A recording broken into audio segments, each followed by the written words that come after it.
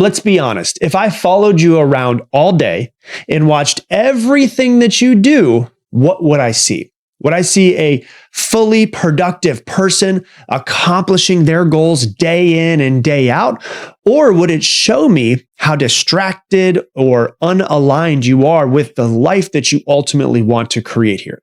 Because the uncomfortable truth is this: you always have time for what you think matters. So if your goals keep getting pushed back, what does that actually say about you and where your priorities are?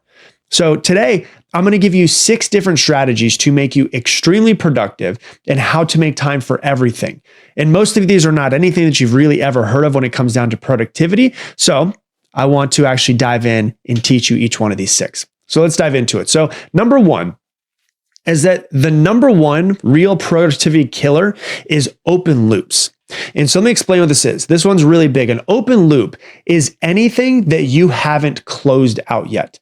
So it is a conversation that you're thinking that you need to have, but you're avoiding. It is a task that you got halfway through, but you keep postponing it. It is a decision that you know you need to make, but you've been delaying it and you just haven't made that decision yet. It's a message that is in your text that you haven't responded to, or an email that you saw and the notification popped up from your boss and you know you need to respond to it, but you haven't done it yet.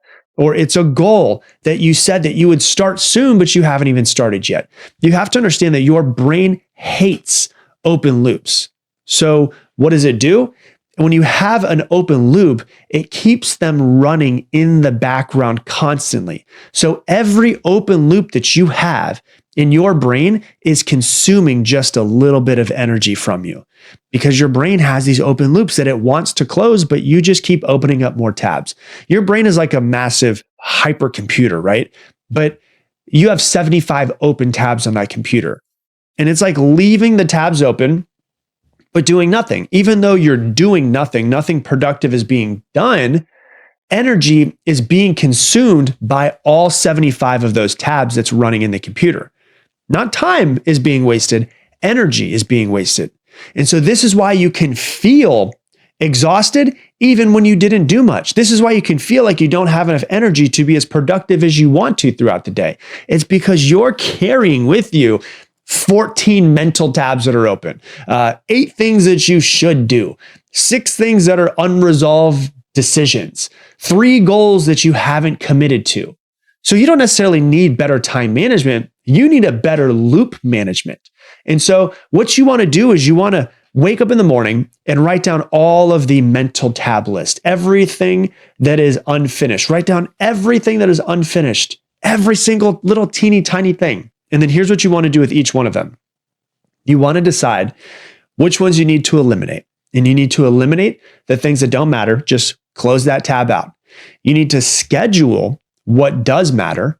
You need to decide what you're not doing and what you are doing. And then you need to decide what you're delegating. You need to basically close out all of those tabs so that the supercomputer of your brain can have all of that energy back. And you will naturally find that you have more energy and bandwidth if you do that. So that's the first thing. And we will be right back.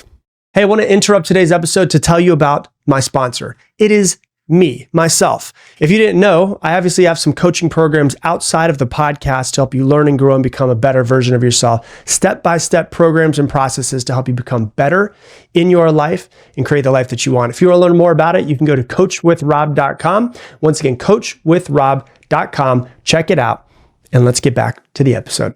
The second thing that you need to understand is that making time means deleting something else.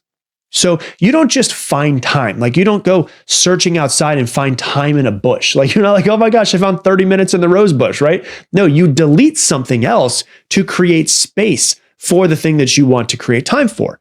So if you want 30 minutes to read, or you want an hour to work out, or you want 20 minutes to meditate, or you want 2 hours for deep focus to build your dream, you must remove something. One of my first mentors used to always say, if you're saying yes to something, you're saying no to something else. Same exact thing, where if you're saying yes to this, like to 20 minutes of reading, you're deleting something else from your schedule.